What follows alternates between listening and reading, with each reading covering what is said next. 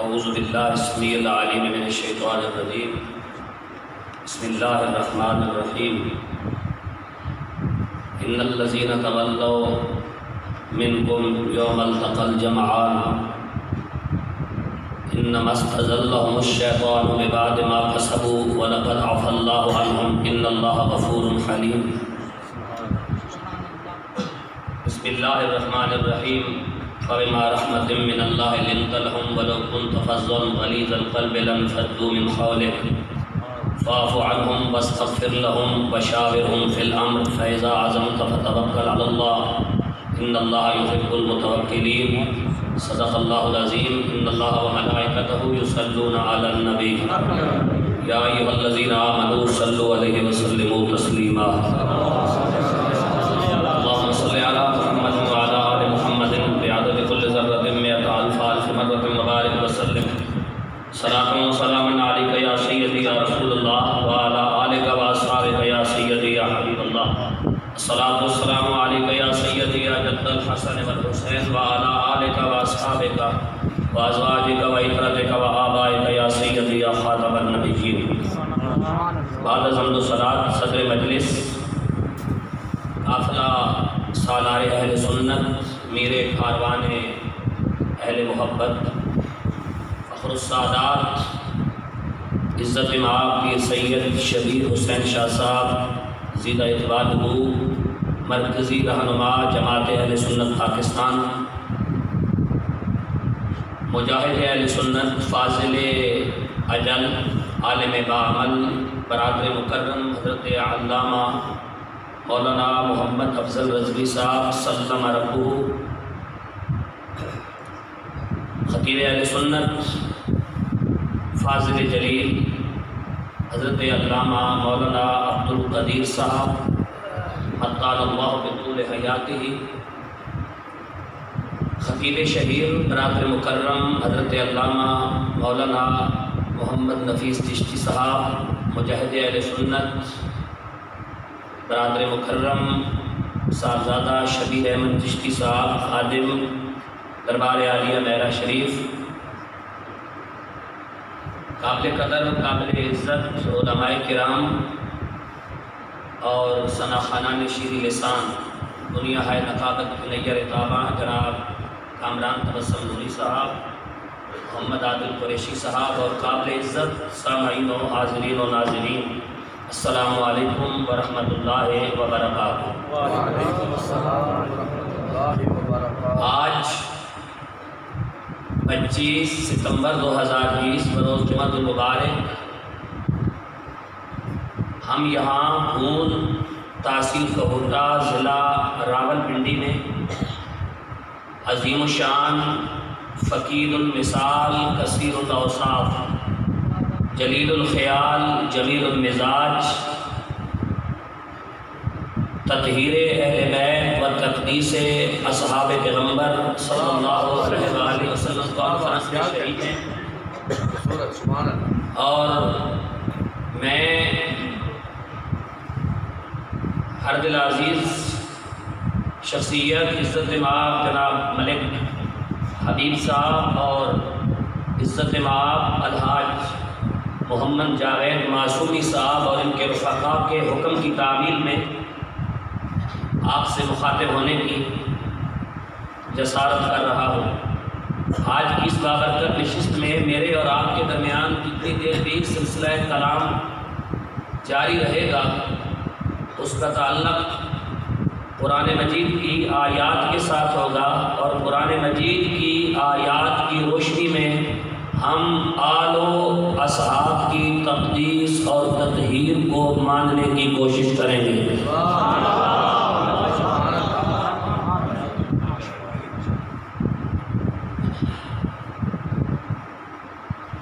اس وقت میرے سامنے صحابہ و اہل بیت رضوان اللہ تعالی علیہم اجمعین کے حوالے سے تقریباً میں 225 آیات نشان زد کر کے لایا ہوں، اور 11:15 بجے مجھے گفتگو سمیٹنی ہے۔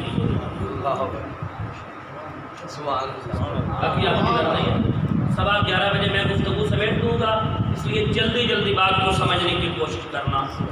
اصحاب مصطفیٰ وہ کثیر الاوصاف شخصیات ہیں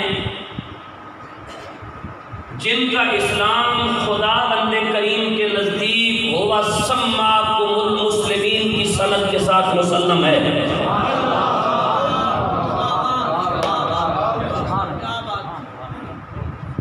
اصحاب مصطفیٰ وہ جلیل الخیال شخصیات ہیں جن کے ایمان کا آوازہ رب کریم نے قولوا آمنا کے ربی لاؤڈ سپیکر میں چہار دانگ عالم میں سنایا۔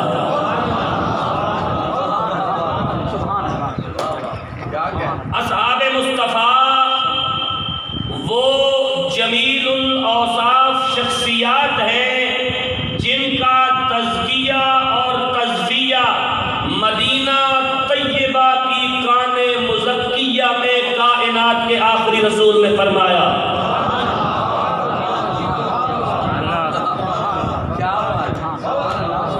جلدی جلدی آگے چلتے جائیں۔ اصحاب مصطفیٰ وہ شخصیات ہیں جن کو مصطفیٰ کی نسبت نے نور علی نور بنایا اور پروردگار نے انہیں یوم یسعی نورہم بین ایدیہم کی سند سے نوازا۔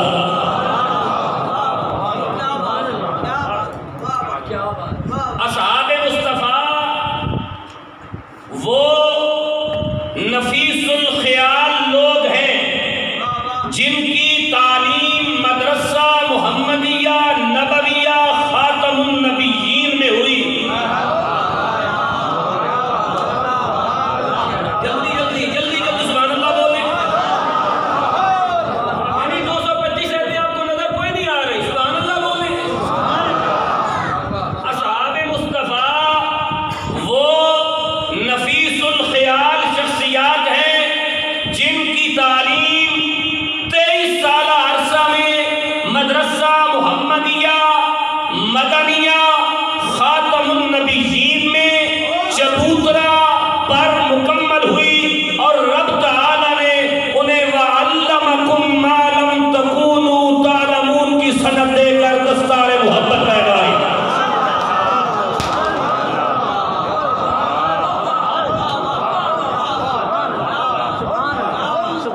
اصحاب مصطفیٰ وہ جلیل الاوصاف شخصیات ہیں جن کی تبلیغ حقہ کی شہادت یأمرون بالمعروف وتنہون عن المنکر کے ساتھ قرآن مجید نے سنائی۔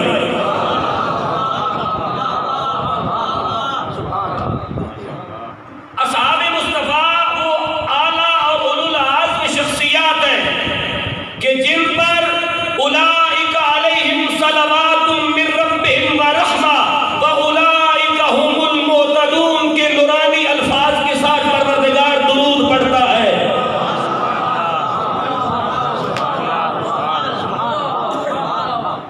اگر میرے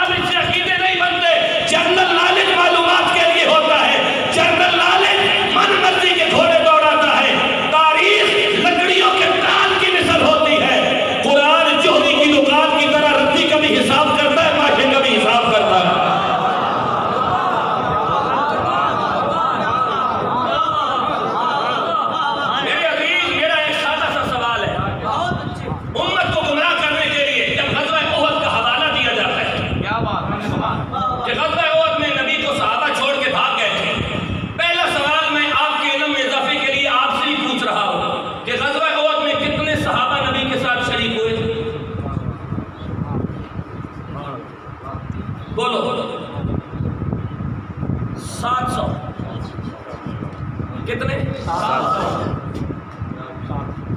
700 میں سے ٹوٹل 7 صحابہ غلط فہمی کی بنیاد پر پھر گئے.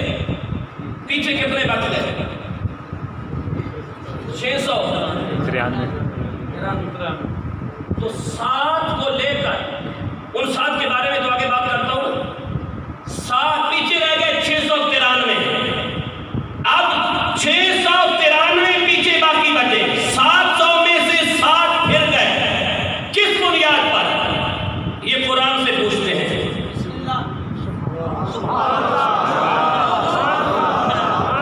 اور اگر ان کو قرآن قصوروار کہے تو آج کے بعد ہمارا ان سے تعلق کوئی نہیں. اور اگر قرآن انہیں معاف کر دے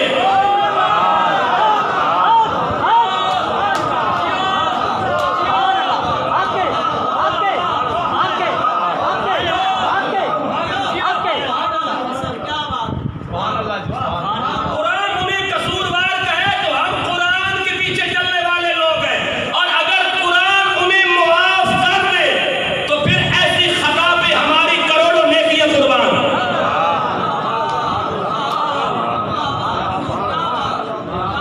یعنی رب یہ سند عطا کرتا ہے. غزوہ احد کی کہانی سامنے رکھ کر امت کو گمراہ کرنے کے لیے سورۃ آل عمران کی 155 نمبر آیت پڑھی جاتی ہے. میں پڑھ رہا ہوں جناب, آپ رکھیں دل پہ ہاتھ اور سبحان اللہ بولیں اور پھر سنیں قرآن. اعوذ باللہ من الشیطان الرجیم.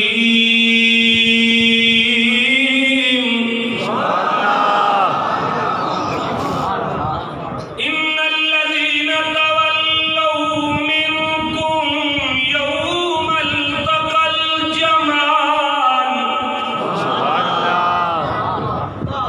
انما استزلهم الشیطان ببعض ما کسبوا ولقد عفا اللہ عنہم ان اللہ غفور حلیم.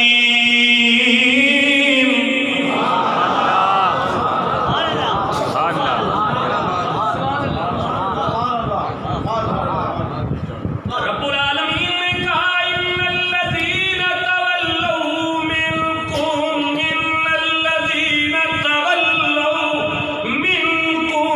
یوم التقى الجمعان. محبوبم بے شک وہ دن جس دن تم میں سے کچھ لوگ پھر گئے. قرآن کہتا ہے تولوا پھر گئے, تم کہتے ہو بھاگ گئے. کتنا بڑا دھوکہ, کتنا بڑا کائنات انسانی کا عظیم فراڈ. ان الذین تولوا منکم, اس دن تم میں سے کچھ لوگ پھر گئے. یوم التقى الجمعان, جب محمد اور ابو سفیان کی فوجیں آپس میں ٹکرا گئیں. رب العالمین یہ کیوں پھر گئے؟ کہا انما استزلهم الشیطان, شیطان نے انہیں پھسلا دیا.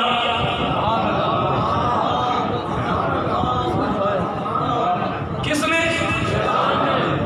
تو اللہ نے انہیں الزام ہی نہیں دیا, اللہ کہہ رہا ہے شیطان نے پھسلا دیا.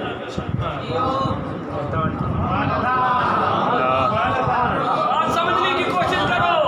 تو ان پہ تو الزام ہی نہیں آ رہا. انما استزلهم الشیطان, انہیں شیطان نے پھسلا دیا.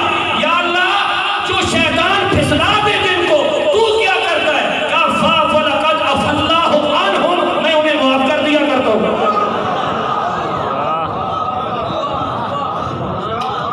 یہ پڑھا میرے سامنے قرآن, ولقد عفا اللہ عنہم. لفظ آ رہا ہے استزلهم الشیطان. کیا؟ استزل. زلہ کا معنی ہوتا ہے, استزلہ کا معنی ہوتا ہے پھسل جانا. پھسل جانا. بچے کو ماں نے نہلا دھلا کر نورانی قاعدہ دے کر مسجد میں بھیجا, جاؤ مولانا کے پاس قاعدہ پڑھ کے آؤ. بچہ گھر سے نکلا, گلی میں کیچڑ تھا, بچے کا پاؤں پھسلا, بچہ زمین پر گرا. اس کو کہتے ہیں بچہ زلہ ہو گیا. روتا ہوا واپس گیا. جب روتا ہوا ماں کے پاس واپس گیا, ماں پاؤں سے جوتی اتار کے بچے کے منہ پہ نہیں مارے گی, اسے سینے لگا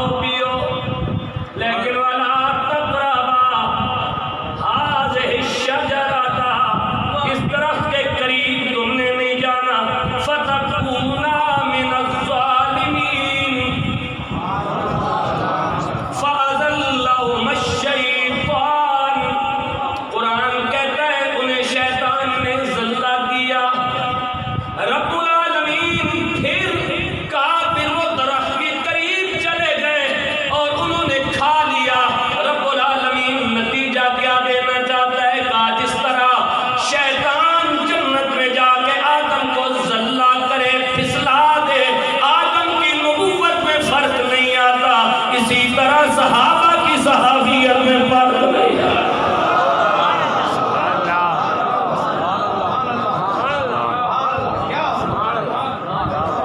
کیونکہ ادھر معاملہ جناب آدم کا ہے، ادھر معاملہ اصحاب پیغمبر کا ہے۔ فَأَزَلَّهُمَ الشَّيْطَانُ، شیطان نے ڈاکہ ڈالا اور آدم کے سامنے قسمیں کھائیں۔ قرآن کہتا ہے آدم ذلہ ہو گئے۔ اب کسی عربی کے لفظ کو لے لو، اردو ترجمہ نہیں کرتے۔ فَأَزَلَّهُمَ الشَّيْطَانُ، شیطان نے آدم علیہ السلام کو ذلہ کیا۔ رب العالمین پھر کہا ان کی نبوت میں فرق نہیں آیا۔ رب العالمین بتانا کیا چاہتا ہے؟ کہ استزلهم الشیطان ببعد ما کسبوا۔ اسی طرح میرے نبی کے صحابہ کی صحابیت میں بھی فرق نہیں آتا، کیونکہ وہاں بھی نبی کے صحابہ کا قصور نہیں، شیطان نے واردات ڈالی۔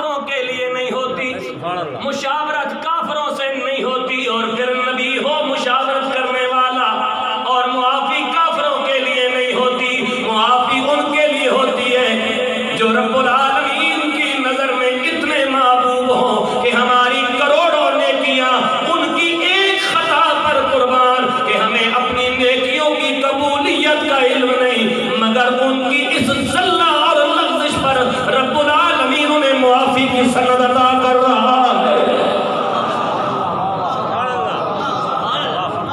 کوئی حاجی یہ بتا دے کہ میں حج کر کے آیا ہوں، میرا حج قبول ہے؟ کوئی نمازی یہ بتائے کہ میری نماز قبول ہے؟ کوئی روزے دار یہ بتائے کہ میرے روزے قبول ہیں؟ کوئی پرہیزگار یہ بتائے کہ میری پرہیزگاری قبول ہے؟ یہ کیسی خطا ہے کہ خطا کر کے بھی اللہ کہتا ہے میں نے معاف کر دیا، نبی آپ بھی معاف کر دو۔ یہ کیسی خطا ہے کہ اللہ کہتا ہے میں نے معاف کر دیا، نبی ان کے لیے استغفار کرو۔ یہ کیسی خطا ہے اللہ کہتا ہے میں نے معاف کر دیا، میرے نبی آپ ان سے مشورہ کرو۔ یا اللہ کیوں کا بندوں کو بتانا چاہتا ہوں جن کے لیے نبی مغفرت کی دعا کرے وہ کافر اور گمراہ نہیں ہوا کرتے، وہی تو نبی کے وفادار ہوا کرتے ہیں۔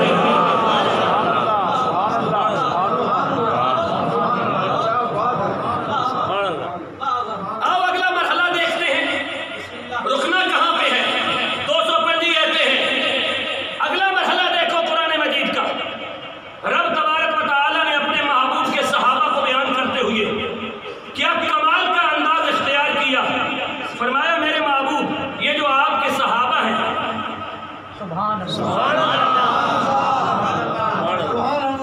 ان کو میں نے پاک کتنا کر دیا، ان کی میں نے تطہیر کتنی کر دی۔ انما یرید اللہ لیذھب عنکم الرجس اہل البیت ویطہرکم تطہیرا۔ اس آیت میں نبی کی ساری آل کو رب نے تطہیر کر دیا۔ اب اس آیت کو پڑھو جس میں اللہ نے نبی کے سارے صحابہ کو تطہیر کر دیا۔ اہل بیت بھی تطہیر ہے، اصحاب بھی تطہیر ہے، اس لیے کہ اہل بیت کی تطہیر کی سبب بھی ذات مصطفیٰ ہے، صدیق کی تطہیر کا سبب بھی ذات مصطفیٰ ہے۔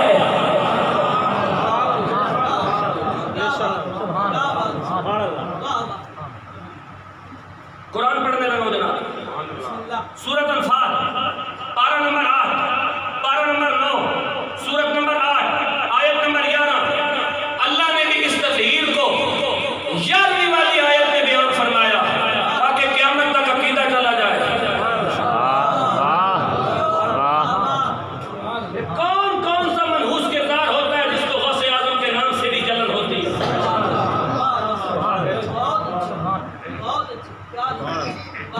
غوث اعظم کے نام سے بھی مخصوص ٹولوں کو جلن ہوتی ہے، ان کی سیادت میں بھی شک ہوتا ہے، ان کے سید ہونے میں بھی شک ہوتا ہے۔ کیوں؟ اللہ نے بھی اسے 11ویں آیت میں بیان کیا اور نام سپارے میں بیان کیا، نو ٹوٹتا ہے، 9 سے آگے گنتی کوئی نہیں، گنتی 1 سے شروع ہوتی ہے، 9 پہ ختم ہوتی ہے، 10واں حصہ گنتی کا ہے ہی نہیں۔ ہاں جی، گنتی 1 سے شروع ہوتی ہے، 9 پہ ختم ہوتی ہے، 10واں حصہ گنتی کا نہیں ہے، نامہ سپارہ ہے، 11ویں آیت ہے۔ جس طرح اللہ نے اہل بیت کی تطہیر بیان کی بسبب مصطفیٰ، آج اللہ نے یہاں پر صحابہ کی تطہیر بیان کی بوجہ مصطفیٰ۔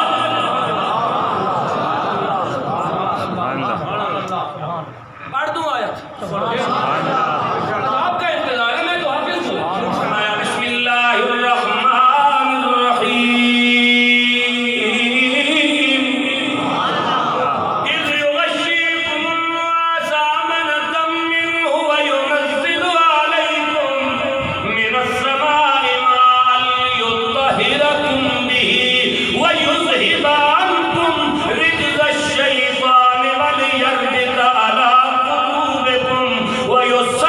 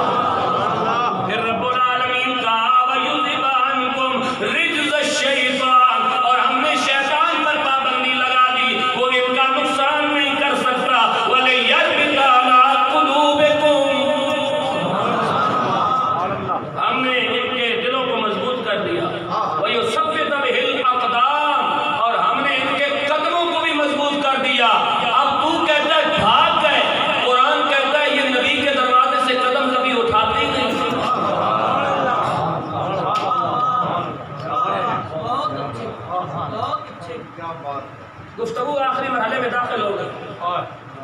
یا اللہ پھر کہا یہ وہ پاکیزہ جماعت ہے جن کا نصاب کلام اللہ ہے، جن کا مدرسہ بیت اللہ ہے، جن کا استاد رسول اللہ ہے، جن کا لقب حزب اللہ ہے.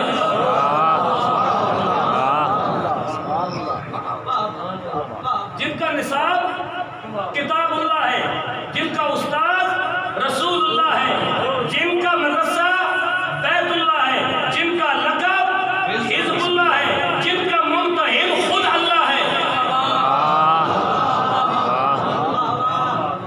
اب بات ان پہ تو نہیں آئے گی نا، بات یا نصاب پہ آئے گی، یا استاد پہ آئے گی، یا منتہل پہ آئے گی. یا اللہ منتہل تو ہے، نصاب کتاب اللہ ہے، استاد رسول اللہ ہے، مدرسہ بیت اللہ ہے، لقب حزب اللہ ہے. تو تو نے امتحان کہاں لیا؟ کیا کبھی احد میں لیا، کبھی بدر میں لیا؟ یا اللہ لیا کیسے؟ کہا تلواروں کے سائے میں لیا، تلواروں کے سائے میں لیا. یا اللہ پھر کہا ہم نے ان کے جسموں کا امتحان نہیں، امتحان اللہ قلوبہم، ہم نے ان کے دلوں کا امتحان لیا. یا اللہ پھر کہا ہم نے ان کے دلوں سے جڑی بوٹیاں نکال کر مصطفیٰ کی محبت سے لبریز دیکھا.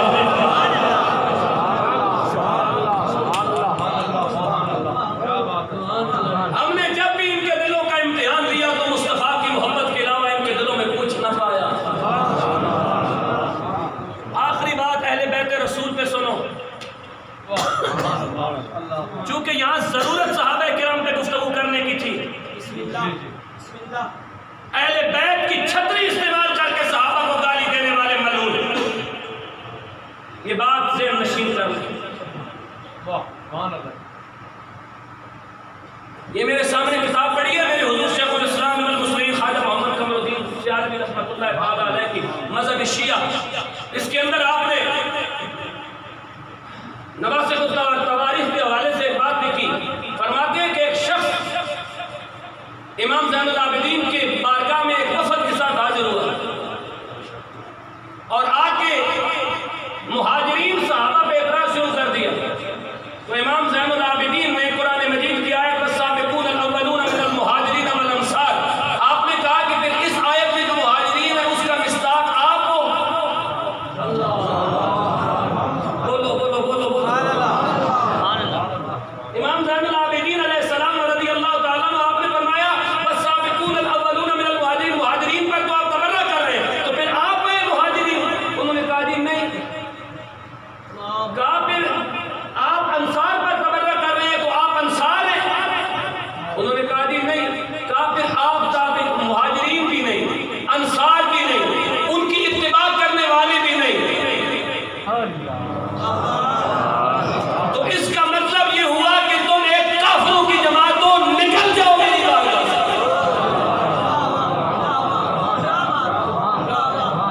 یہ پڑھی ہے حضور شیخ الاسلام خواجہ قمر الدین سیالوی رضی اللہ تعالیٰ عنہ کی کتاب. یہ کوئی چھوٹا سا بندہ نہیں ہے. شیخ الاسلام خواجہ قمر الدین سیالوی اسی کتاب کی مقدمہ میں موجود ہے. مولا علی نے خواب میں آ کے حکم دیا تھا پیر سیال کو کہ اصحاب ثلاثہ کی عزت کا دفاع کرو.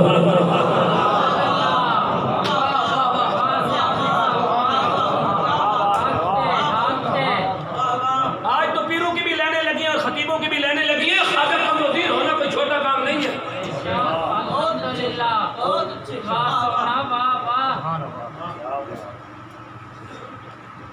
اسی کتاب کا مطالعہ کرو. اور حبیب صاحب اور حاجی جوید صاحب اور خطیب صاحب ایک کام کرو، اس امت کی عقیدے کی اصلاح کے لیے جو میری تجویز ہے ان نوجوانوں کے لیے کہ بڑی کتابیں پڑھنے کا تو وقت نہیں، یہ جو مذہبی شیعہ نامی کتاب ہے حضور شیخ الاسلام خواجہ قمر الدین سیالوی کی، اسے ایک ایک گھر کے اندر پہنچایا جائے.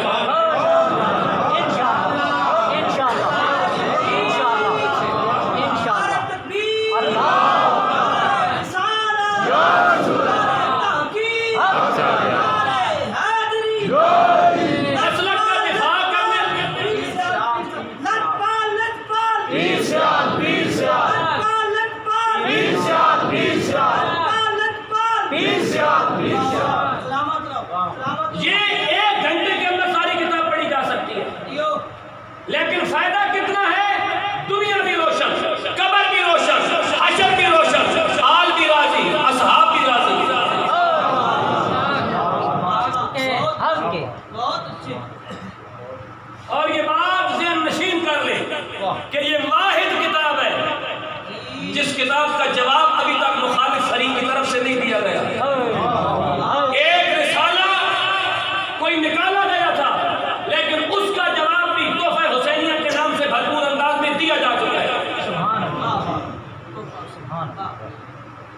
یہ بات ذہن نشین کر لیں کہ خواجہ محمد قمر الدین سیالوی رضی اللہ تعالیٰ عنہ حضور شیخ الاسلام پیر سیال لجپال کی اس کتاب کو امت کی ایک ایک شرط تک پہنچایا جائے، یہ بہت آسان سہل اردو کے اندر لکھی ہوئی کتاب ہے جس کے ذریعے امت کے عقیدے بچائے جا سکتے ہیں اور ان نوجوانوں کو گمراہ ہونے سے بچایا جا سکتا ہے۔ اور یہ بات ذہن نشین کر لیں کہ ہر جگہ تماشبین بن کے نہ جایا کریں۔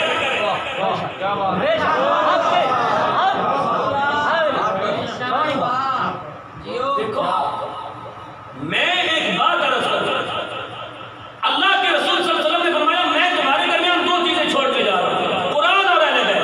یہ قرآن پڑھے تو آؤ ایک سید سے پوچھ لو کہ صدیق اکبر کا مقام کیا ہے۔ سبحان اللہ، سبحان اللہ۔ بات سمجھنے کی کوشش کرو، ہر جگہ تماشبین نہ بنو۔ لوگ تمہیں کہتے ہیں فلاں تاریخ میں یہ لکھا، اہل سنت کی فلاں کتاب میں یہ لکھا۔ کوئی کتاب اہل سنت کی برابری نہیں، جس نے غلط لکھا سو غلط لکھا۔ اہل سنت کے لیے معیار کتاب نہیں، یا قرآن ہے یا نبی کی حال ہے۔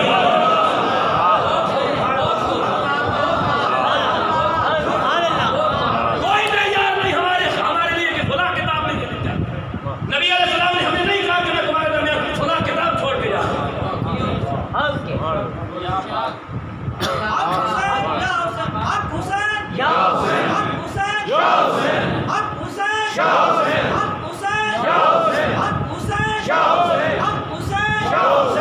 نبی نے کہا میں قرآن چھوڑ کے جا رہا ہوں، ہم نے صدیق کا پتہ پوچھا قرآن سے۔ نبی نے کہا میں آل چھوڑ کے جا رہا ہوں، ہم نے صدیق کا پتہ پوچھا مولا علی سے۔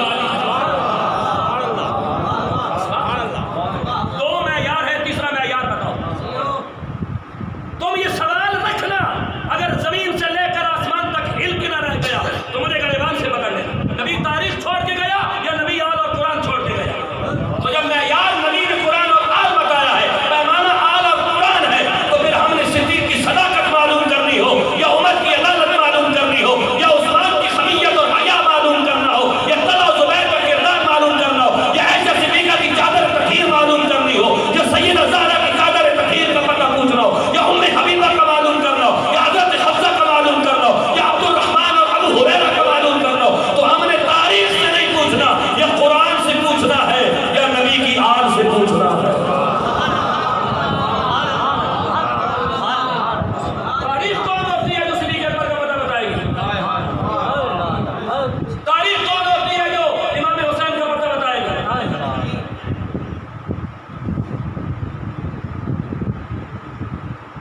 ایک بات سے نشین کرو، اور یہ بڑی مشترک بات میں کہنا چاہتا ہوں۔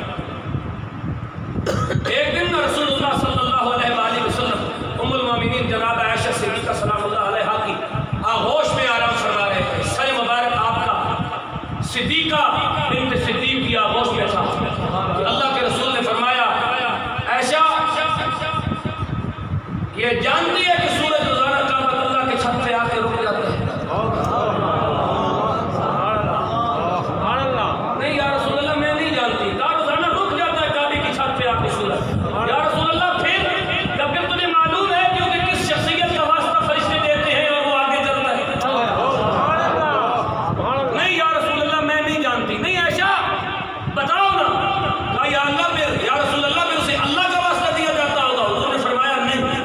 کہا یا رسول اللہ پھر آپ کا واسطہ دیا جاتا ہوگا؟ کہا نہیں۔ تو پھر یا رسول اللہ اللہ اور اللہ کا رسول بہتر جانتے ہیں کس کا واسطہ دیا جاتا ہے اور پھر آگے چلتا ہے۔ کہا سورج کی جبین پر صدیق اکبر کا نام لکھا ہوا ہے، اسے فرشتے صدیق اکبر کا واسطہ دیتے ہیں۔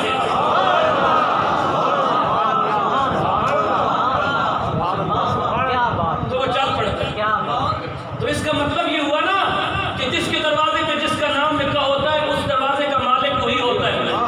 حاجی جنید صاحب آپ کے دروازے پہ میرا نام نہیں لکھا ہوگا، آپ کے نام کی نیم پلیٹ لگی ہوگی۔ حبیب صاحب آپ کے دروازے پہ آپ کے نام کی نیم پلیٹ لگی ہوگی۔ سید شبیر شاہ صاحب مدد اللہ علی کے دروازے پر ان کے نام کی پلیٹ لگی ہوگی۔ افضل رضوی صاحب کے دروازے پر ان کے نام کی پلیٹ لگی ہوگی۔ جس کا دروازہ ہوگا، جس کی ملکیت ہوگی، اسی کی نیم پلیٹ ہوگی۔ تو صدیق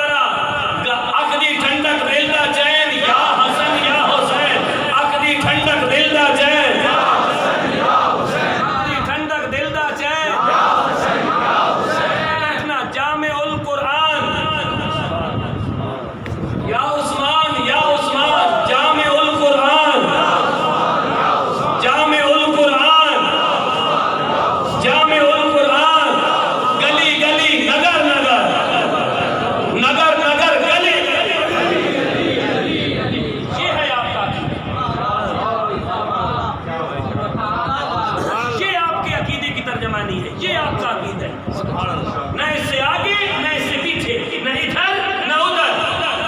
یہ عقیدہ ہے اہل سنت. سبحان اللہ. خذ من اموالہم صدقۃ تطہرہم.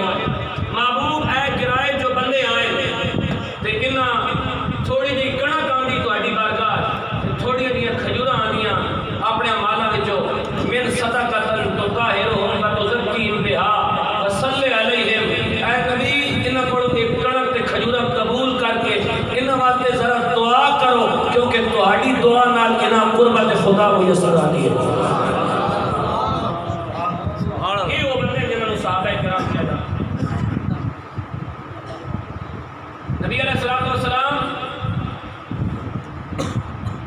غزوہ تبوک تے جدوں ٹرے بندے راہ تو اگے ہو گئے. انہوں نے کہا جی اے اصل نالے دے کنارے مسجد بنائیے. نالے دے کنارے مسجداں بناونا بندے دی پرانی عادت ہے. نالے دے کنارے جڑی مسجد بنی ہوئے اس مسجد کی نماز اس واسطے نہیں ہونی کہ نالا جتنے بھی ہوئے گا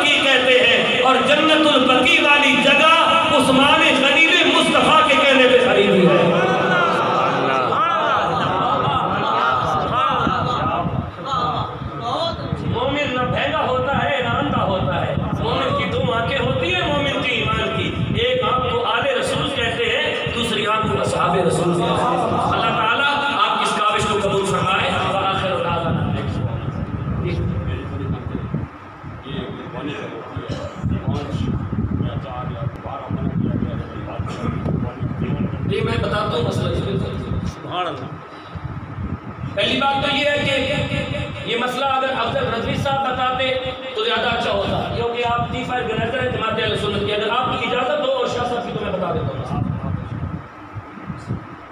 انہوں نے مجھ سے مسئلہ پوچھا کہ کسی بھی بد عقیدہ گستاخ صحابہ اور گستاخ اہل بیت کو قربانی میں شامل کر کے حصے پورے کر کے کیا قربانی ہو جاتی ہے یا نہیں ہوتی؟ قربانی نہیں ہوتی.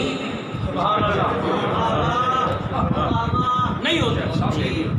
تم تو گستاخ اہل بیت اور گستاخ صحابہ کو ملا کر قربانیاں کرتے ہو نا.